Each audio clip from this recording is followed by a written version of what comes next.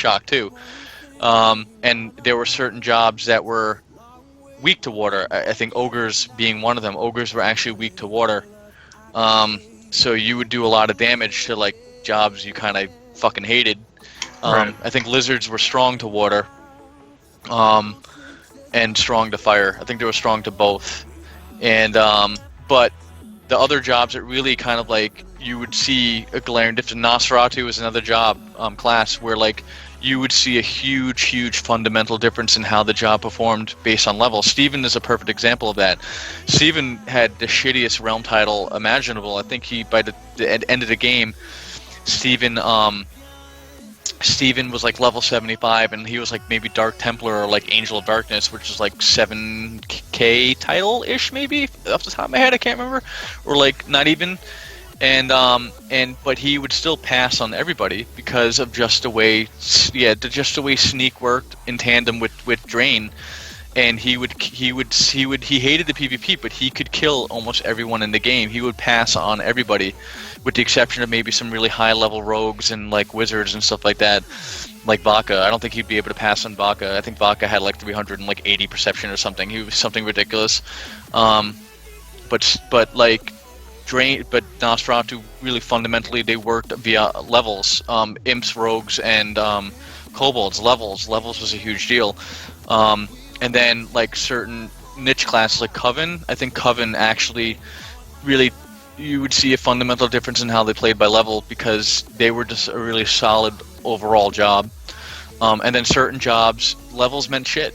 Like revs and wizards. I mean, you could be effective at level 49. Just as effective as you could be if you were level 60 for the most part. I mean, I was almost max rank on Dio by level 51. So, you know. And the only reason why I even leveled to 50 was because I got voted in for Avatar, and then Pashka, who was Wendy at the time, found out that I was level 49, even though I had, like, planned forever, and I was, like, Behemoth title. She basically told me that I couldn't hold Avatar without being at least level 50, and then I went and made it to level 55, and they still wouldn't give me Avatar back. So, you know, it is what it is. Certain jobs really benefited from leveling, and certain jobs didn't. Right. And that was sort of like the way DFC worked too. It was kind of like, you know, it was cool, like being able to do that. You know, wizards were another really good example of that. Like. They had 4 points in magic, so even if they were like level 49, their direct was like outrageous, their tap was outrageous, and they had access to pretty much every element in the game. So if they knew who they were up against, they didn't have to tap all that much, as Crow said. Like 50 tap of Heavenly Flood would zero an imp, you know, because imps had water vuln, and they had very little HP, so you know they could destroy a lot of things very easily. And lightning was just a good overall element in general for them. Right. Yeah, especially against trolls. But it's one of those things where it's like I'm sure 90% of the complaints that most players, just generic players, had were because of things like, oh, this level 50 wizard just absolutely smashed my face in. I'm a level 30, you know, troll or 30 lizard or whatever, but I'm still complaining about this. So, you know, I mean, that's justifiable. I mean, again, you have to look at the way classes played out, right? Like, would you really feel bad if a level 50 Sin killed you if you're a level 55 Troll? I mean, the way I look at it is no, because Sins were probably, of the three, the hardest, absolutely, the hardest of the healers to level up. So, you know, and then I think of the three casters, Revs were also the hardest to level up. But Revs, again, they were really, really strong because of, again, Hide and Sneak. Hide and Sneak was there were two really, really, really powerful abilities in DFC, and Pain also, again, it was garbage in PvE, but it was a very, very strong element. You know, I didn't need to sit there and debate as to whether, all right, well, is this guy vuln to water or is he vuln to lightning? Like, what element should I use if I'm just going to hit you with Pain and most likely I'm going to kill you? Yeah. But Revs were really, really hard to level, and Evil in general wasn't really catered to them. Evil to me, Evil was the land of low mid-tier zones more geared towards fast melee leveling. There wasn't really until later in the game, starting with maybe Eastern Desert areas in Evil, where you could like where life tapping was really beneficial. UG, kind of like before Unicorn Temple and Stables, Unicorn Glen was kind of like the premier hunting area in Evil. Like nothing in Evil kind of came close to it. Like we didn't have things like in Good, like Good had Mingo. Like Mingo was ridiculous for leveling. For Wizards in particular, Mingo was outrageous. I'm not sure exactly where like the premier chaos hunting area was. Maybe Thorfurl, I guess, if I'm pronouncing it right, and maybe Saurian Waste when that came about were like really good areas. But Evil didn't really have great areas for leveling. Cade was kind of like where you wanted to be to level on a rev. And then that changed when we got things like Silver Mountains and stuff like that. And then again, Silver Mountains was then deemed too easy, and then it got nerfed, and then again, hunting kind of became a drag again on revs. But I mean, did if you were an ogre at a certain point, like it didn't really matter what level you were. I mean, you could just I can kill a trio just as easily as he can kill me. You know, a trio was like level 70 plus, but I'm a level 55 rev. You know, and like a lot of the justification for why casters were so powerful is because in general they were harder to level, and that became less true as the game went on and as overpowered areas got introduced, and people found that like it was a lot easier to level an ogre, for example, by smash hunting than it was to maybe start light tapping. But I know for wizards and necromancers in particular, light tapping was the way to go. That was the way to hunt, you know, particularly for wizards, because wizards just, again, their magic was just through the roof. The direct was out like easily 400 plus, their direct. So, and they could again take advantage of pretty much every element in the game.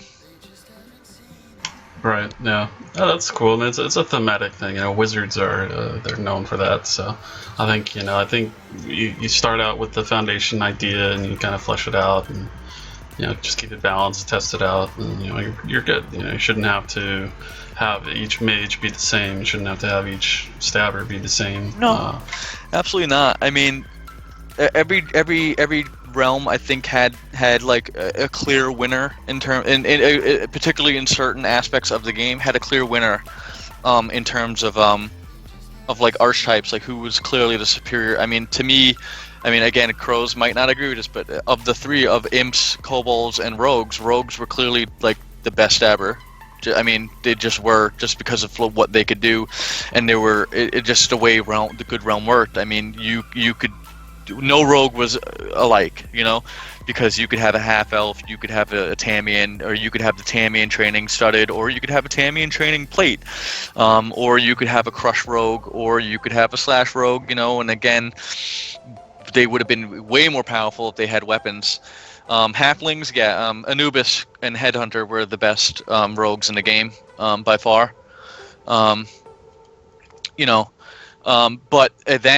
then you bring in, were rogues better than Nosferatu? And I mean, Nosferatu probably would have been better than rogues if Nosferatu were in chaos or good. Rogues, again, a lot of their success was highlighted by the fact that Evil had very few 2 general classes. They had a lot of fodder for rogues. Like skeletons were rogue food, wolves were rogue food. Burning Hand demons, it was like 50-50. If you stabbed a Burning Hand and they didn't know you were there, you could, for the most part, kill them. You're gonna pass, unless it's maybe Inferno, and even then, you still might pass on the Inferno. Zombies, I mean, I wouldn't waste your time, but I've seen rogues kill zombies too. They'd use a direct weapon and they'd knock them unconscious, and then they'd just try and smash them and hope to get lucky and kill them. I've seen that happen plenty of times. Sins were, for the most part, very small. Cultus Anicus demons, for the most part, were very small. They were out-leveled, like, by huge amounts, and so they would get destroyed too. The only job that maybe would give rogues pause were other Nosferatu and Revenants. Revenants were probably like the biggest counter to rogues, and then even then when you throw light and dark into the mix, then it's like 50-50, because I've been destroyed by rogues pretty easily. Polo has killed me plenty of times in my Revenant. Geshup has killed me plenty of times in my Revenant, but I've killed them a fair amount too. And No, I would say too, for more often than not, if it wasn't for Dark, I'd have been killed a lot more. So, and then you look at like the tanks, 1-on-1, Paladin is going to destroy Lizard and Skeleton. It's not a competition. 1-on-1 Paladin versus a tank, they were just way better. But in group settings, Skeletons are probably the better of the three. And then overall, I think in overall, Lizards are probably the better of the three. I mean, in turn, like the Lizards were probably the most versatile. Paladins, though, definitely 1-on-1. They were beasts. They were really strong. Ares and Crazy Bone and Veronica and Lalith and Throw-In and Kanye and stuff like that. Like Paladins were really, really strong, and they had pets and a lot of cool buffs, and Dwarf was just like a really solid race. And you could be Tamian if you wanted to be Tamian, so that was a cool thing about Good. Like there was a lot of different things you could do, and a lot of advantages. If you wanted a faster timer, you'd go Tamian. If you wanted to be a little beefier, you'd go Dwarf. So, and then in my opinion, of the healers, probably overall Orcs are the best of the three. Yeah, they were definitely pretty powerful. I know Sins kind of spiked in certain areas, but well, I mean, if you look at it, Paladins, Priest, I think we're the weakest of the three. Bless was like the big thing with Priest, and also, honestly, again, it depends on how you create it, because Ogma was like, if anyone remembers Ogma was like the beastiest fucking priest you would ever run across, because he was a plate-wearing dwarf priest, and he was the biggest pain in the ass to kill. And he actually, the good thing about priests, though, like why in certain aspects they were probably better, is because they weren't very offensive. They couldn't really contribute offensively, so what contribution could they give? They had to heal. They had to resurrect. Whereas Sins, you would run into cases where, because they had Pain 5 and Orcs had Pain and stuff like that, you would catch a lot of Orcs and Sins just casting Pain and not doing, not healing and not resurrecting and things like that. Whereas Priest, yeah, they could smash, or they had that bullshit lightning spell or whatever it was, but for the most part, that was garbage. They would provide way better services just by healing, and they did a good job of it, and they were, for the most part, pretty defensive. Sins were like paper dolls. They would get raped pretty easily, but they were very, very strong offensively, and Orcs were just strong offensively and defensively. They had 30 elemental resist. They had a blanket 30 elemental resist. Yeah. They had pretty good HP. They could train weapons. They could hide and sneak just like Sins. They had really strong pain spells. They had Air Chill. I don't know if anyone is familiar with Air Chill, but Air Chill is hands down probably the most annoying spell you could ever use, with the exception of maybe like Bleed and Disease and all that crap, because combined with all of them together, it's pretty bad. Yeah, like Air Chill would like not only nerf your offense but would nerf your defense. So it would just overall, it would like, I'm not exactly sure how it worked, but for the most part, if you got hit with Air Chill, you were like effectively like 20 levels like smaller than you were when you would have been normally. Like you were like level 40 at that point. Like you would whiff all the time, and like you would just get destroyed. But no one ever used it. Not later That's on, true, no one ever used it for some reason. Like people like Kai would use it, and the Muffin Man, Sinjas, he would use it every now and then because he was a dick like that.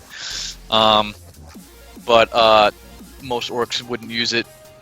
I think a lot of Orcs didn't really, experience that class as the Muffin Man is a great example, because he took the idea of the Orc and he ran with it, like a few others did, and so in that he utilized that skill in 1v1 fights, and I think that a lot of Orcs were just healers and resers, and he was a really, really good offensive Orc. I mean, there was a few others, like Mosh was actually really good, but then he quit playing Chaos, and I think he ended up playing Good. I think he was Whirl in Good, and he was a Jingles the Kobold in Chaos, and he was also Jingles the Skeleton in Evil.